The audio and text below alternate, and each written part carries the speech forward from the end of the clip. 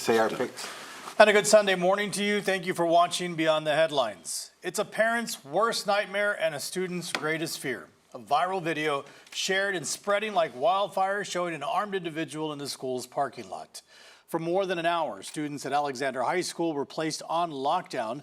The video making the rounds, only a few seconds in length, depicting a gun on the lap of an individual reportedly outside the campus, caused more than 100 law enforcement officers from roughly a dozen agencies to report to the campus. However, no shots were ever fired and the suspect was located and placed in custody.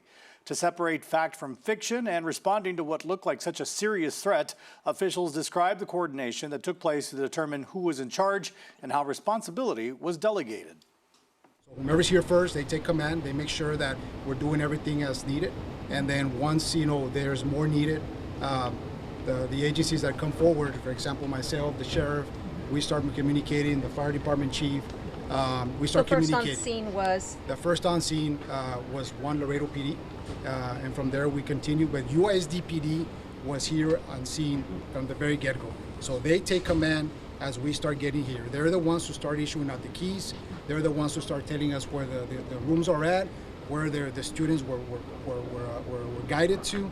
So they're the ones who pretty much take control as we're getting in here. Once the scene starts expanding, and we start looking for suspects and things like that, then that's a different nature of call. Well, the investigation continues, but that didn't stop those involved from starting to reflect on what went right and what went wrong.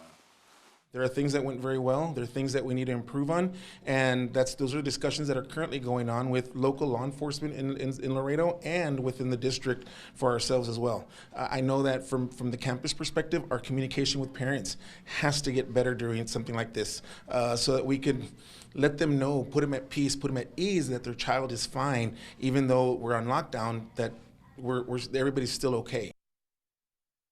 Well, that is where we begin this morning's discussion. Making up our panel today is KGNS political contributor Sergio Mora, KGNS anchor and investigative reporter Mindy Caso, and KGNS general manager Luis Villarreal. Thank you all for being here, and good morning to you. Good morning. As scary as this was, thankfully, first of all, that this didn't turn into anything serious. But this was almost like a drill, but not a drill, almost like a real-time opportunity to find out what the response was in a situation like this. Unfortunately, some children suffered, and even some parents suffered some consequences from that, the emotional scars that were left behind. But all in all, a very quick response to a very serious, could have been a serious situation.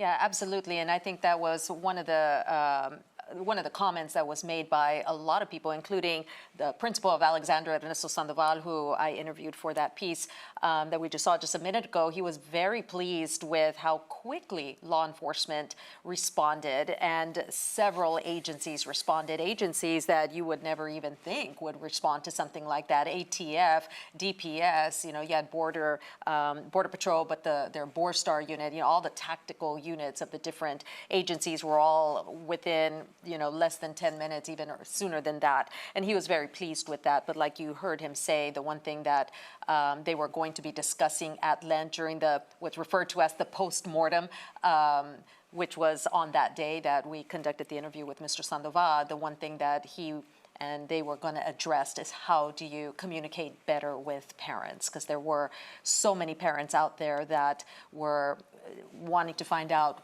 what was going on inside, and it was just very difficult for them to communicate that. You know what, Sergio, and this is the problem with social media, because as quick as the reaction was, as quick as they got the messages out to the parents and the students, etc., social media moves a lot faster than that, and so you've got parents outside wondering what's going on. They're seeing things on social media, and that's what happens in a situation like this. I think that's why there needs to be airtight policy procedures in place, just to make sure that everything is according to procedure. Because not only social media group, but WhatsApp groups, the parent chats, the rumors can get out of control really, really quickly.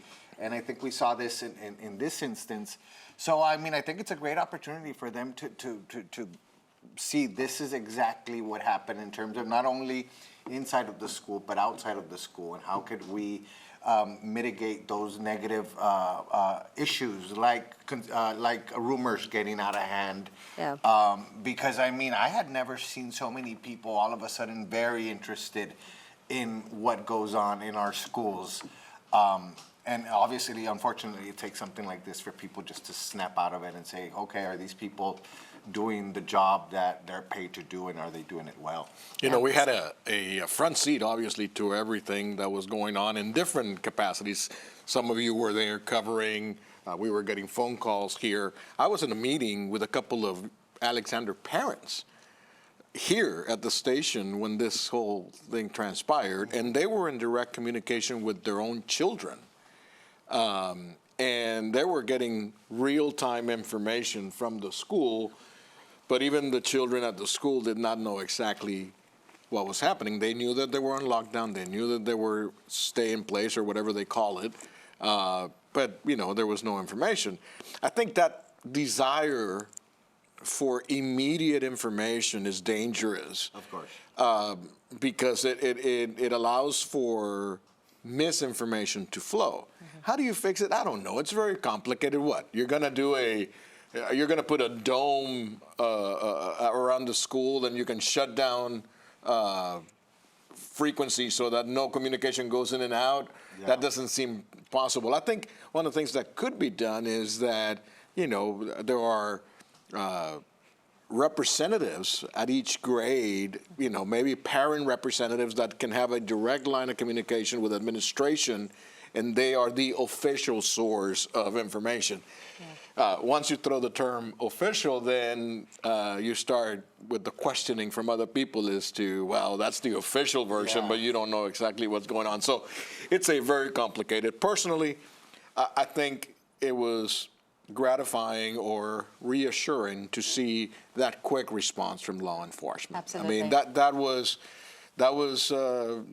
nice to see, that we could react that fast. Yeah, and the units that were there all had their tactical units. So, Right. you know, every law enforcement agency has a Kind of hard not to think special- about Uvalde special in training. this And I situation. think that's It's fresh on exactly what everybody's they mind. were. But Yeah. one of the things, and not trying to defend anybody, but one of the things that I've mentioned before is in the Uvalde case, I mean, the size of the community of Uvalde compared to our size and the amount of law enforcement that we have, for whatever reason, I mean, it is night and day. Yeah, I mean, compare. you can't compare the response here to the one over there because they really don't have that kind of law enforcement presence. So, but it was gratifying to see. It was, you know, and I commend the school also for having counselors on hand. They had 3 from the school district, and then they were using counselors also from Border Region who came over and spent the day there. And they had about 40 kids and a few teachers take advantage of that. And that's good too, because we were looking at the video. There was a lot of kids who were taking video of what was going on inside. And the videos that we were being sent, you can clearly hear kids crying on those videos. You know, And we that's become numb to this, Sergio. We become, and we forget that having somebody walking in, even if it's law enforcement, walking into your classroom and asking you to put your hands up, up, and they're with machine guns. I mean, that could be a. Very You know, traumatic. I remember a friend of mine seeing some machine guns on the road to Mexico and hiding under a seat. But yeah, I mean that's got to be traumatizing. Everything. I think everything flies out the window in terms of when you're facing this kind of situation. Sure. When parents know that their kids are in that school with a killer, you know. I think that obviously it's a learning experience, and I don't know if the rumors turned out to be true or not, but in terms of just going forward from here on out, there should be policy that this tendency for political leaders to try to get their kids out before anybody else, I don't know if it happened or not, but there should be in the policy, because that was like the main thing that was causing just extreme outrage in the community, that this rumor that had happened. It should be in the policy in that there's no... If it's on lockdown, you're on lockdown. There's no VIP kids, no sons of anybody are getting out earlier than the rest of the kids. because that was something that caused. It was brought up, and I Yeah. do want to mention, just because I'm in a parent chat, where that was the hot topic, of course, over the course of a couple of days. Let's be clear, the That hot topic particular, was what? That a political that person? that an elected official, Okay. More than one. allegedly, Okay. had called the school and had their Okay, child just so that removed. everybody knows what we're talking about. That particular elected official who was named in the parent chat that I'm a member of did respond on the chat, because she too is a member as a parent of that parent chat, and she emphatically denied that that was done. Of course, she was just talking about her, her own child. So there were a lot of rumors, and I'll tell you why I think the rumors were starting, because when the call came in, there are parents who go to Alexander and will sign their child out for dentist appointment, doctor's appointment. A child cannot leave unless a parent signs them out. So on many occasions, I've signed my child out because he has a doctor's appointment, a dentist appointment, or we're leaving out of town. Well, that was happening just like a regular day regular when day. the call came in. So if a parent was there and their child was already walking towards the attendance office, then you just grabbed your child and you walked out and you got in your car and you drove off, before they locked the doors. Yeah. So I think a lot of parents that were already, finding out that there was something going on were seeing these kids and parents driving out of the front gate, and there's a lot of assumptions that were being made. So Well, that's my rumors- speculation. Rumors are going to kill you. I mean, right after everything happened, I was already getting rumors of shots fired and et cetera, et Yeah. cetera. Yes. And I think that's where social media comes in, because immediately that word starts to circulate. Right. You get rumors about things that actually didn't happen and so forth and so on. But that's Yeah. just the nature of the beast, right? So, Yep. Okay, well, when we come back, defiant President Biden declares his memory is fine. But a special counsel says that's not the case. The investigation next.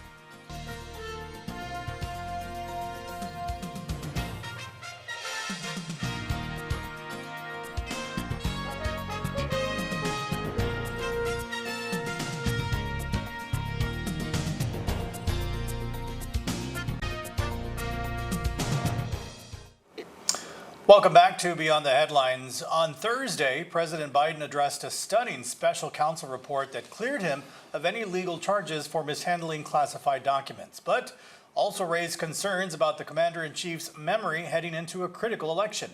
Peter Alexander has all of the details.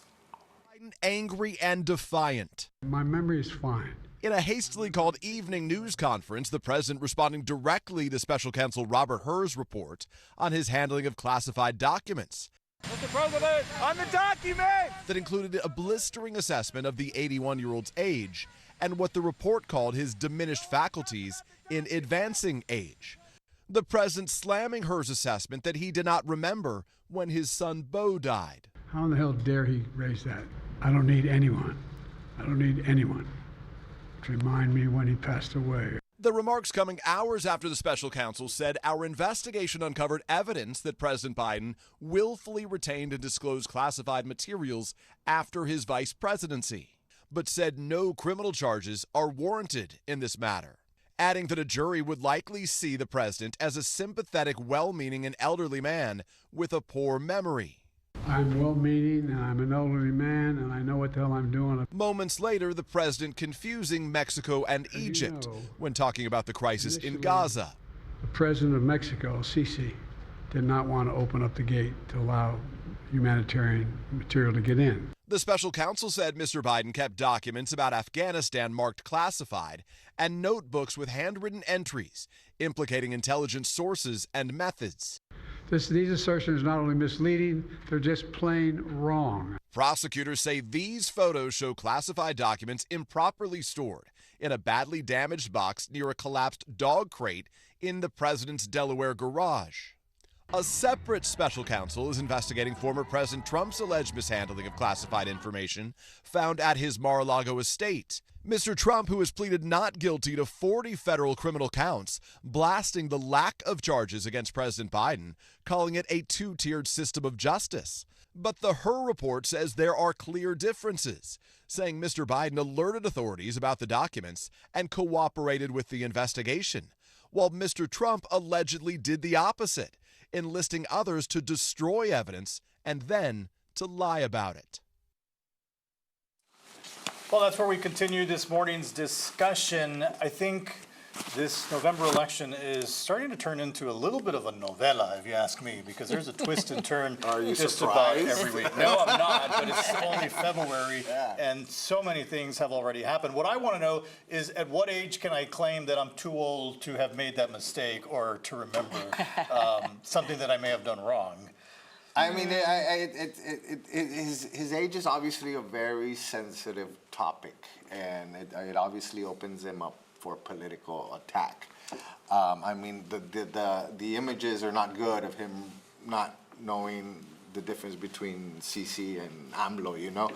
But at the same time, Or Mexico and Egypt. so yeah, but the thing is this is like he was being investigated for something, and okay, you're cleared of all wrongdoings, but I know you're running for president.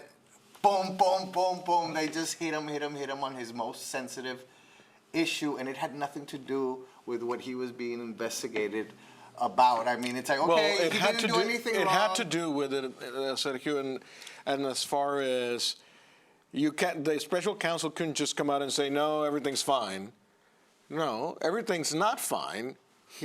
There is no criminal investigation, but we're not going to file any charges because of this, because you were still going to get questioned about it. So why not just come out and say why you didn't think that the recommendation? But the comments were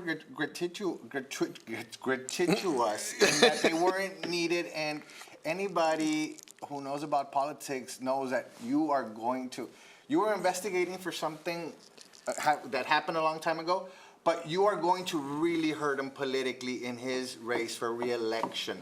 And that's when the department, especially after Comey, that's when, like, hey, don't get involved in political elections. Those comments, off the hand, like, yeah, he's reckless, he's old, he doesn't remember anything.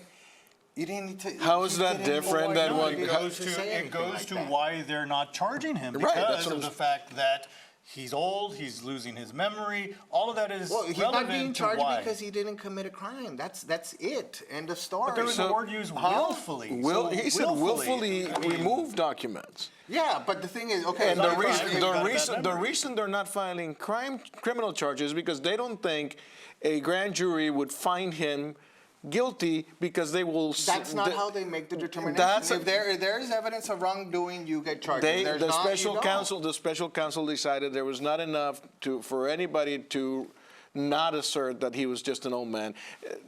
Listen, I don't disagree with what you're saying. That is still a politically motivated statement. But what I don't agree with, Sergio, is the fact that the same thing can be said for what's going on the other side. All of these things are politically motivated. Oh, everything is political. Right. To a degree, though, there's just a little bit more defiance when it comes to the way Trump handles situations. I think that when Because you he's a take little it out of sharper context- and No, maybe. it's not sharper, but he just says things in a way that He he says just them in doesn't an think ugly that way. he's doing things wrong. I He's agree. extremely. My whole problem here with this whole thing is that we continue to go down this path of people putting the benefit of their party ahead of the benefit of our country. And that is going to continue to be what is going to continue to divide us and continue to change the narrative. Everybody who is sitting in Congress or in Washington that is politically affiliated with either one of those parties is laughing their way to their home every Friday knowing that we, the people, have forgotten who the enemy is supposed to be and who needs to be watched, which is the government as a whole, not just the Democrats and not just the Republicans. We need to be watchful of everybody, and we have been driven into this notion that there's right and wrong, and that you have to defend that based on political party standards and not based on any clear evidence of any wrongdoing. And that, my friend, is what is going to continue to drive us down this path, which we may already be too far down to recover from. I agree with you. I think everything you're saying is spot on, but in this instance, and I agree. I mean, I don't know. But you can't isolate the instance, Sergio, because it happens every day. No, but the thing is that Imagine if you have a lawsuit, an investigation that has nothing to do with you running for mayor. And the guy who finishes the investigation said, Luis, he didn't commit the crime, but you know what? He's old, man. Like, the dude, like, doesn't know what's going on. He didn't remember dates. That's not what he's saying. And He's you're saying like, he you're did like, hey, commit dude, man, I'm running for mayor. He Why did you did have to commit say a that? crime. Read the statement again. He's saying he did commit a crime, but because they will not be able to find him guilty because they will rely on the fact that he's old and senile. But that's not how justice works. Justice, if you commit a crime, I don't know you how get justice charged. works. I'm telling you what the You special don't get counsel off 'cause reads. you don't get off because He you're a never kindly says old there is no man. criminal activity. Senator, He you're never saying- says that. I got to start wrapping up here. You're saying it's political. No, I'm not saying it's political. I'm saying that the special counsel, there was no need to include those Okay, but you're saying the statements fact in that he his did that, that's ruling. political. The fact that he did that, he should have known that it was going to harm Okay. Biden Who appointed the politically. special counsel? The Attorney General. Who appointed the Biden's Attorney own, General? Biden's old Attorney So how do General. how do you justify it being political? I think it's, it was just an off-the-cuff remark. I don't think he meant any malice out of it. He just said... He was just being truthful. Yeah, I mean, every day we forget things. Don't every tell the day. truth in a presidential Every year, day for people God's forget sake. things all the time. I mean, I if think I there's- forget something, if I forgot my friend's birthday, does that make me old and senile? No, you know? no, It's a- Mindy. it's a But there are mistake. enough samples of President Biden's downhill turn. Okay. Plenty of examples on a daily basis. And that is fair. You don't need the special counsel to tell me that there's not much left there. Okay, well, I'm hearing the that's music, fair so we game. gotta go. When we come back, it's the one thing our panelists cannot stop thinking about. I can't stop thinking about Biden's ear all of a sudden. Be right back. Sácale la lengua. Got it. All right, welcome back to Beyond the Headlines. It's the one thing our panelists cannot stop thinking about from the past week's search. Well, Google came out with their newest and greatest Pixel phone 8 Pro, and it has a great new feature that I had never seen. Heats and coffee. basically, it takes the temperature of items. So right there, Wow. if you pointed at your coffee, it could tell you how hot it is. And now they came out where it actually can take your temperature in terms of they put it on your forehead. And Really? it will take So your, no need for That's thermometers. cool. no need for thermometers, yeah. So I mean, it's just it's great. I don't know how it would. Why people would use it other than checking the temperature of your coffee? Well, yeah, in Laredo, know. I guess you could Yeah. check to see how hot your door handle Can is. I boil an egg?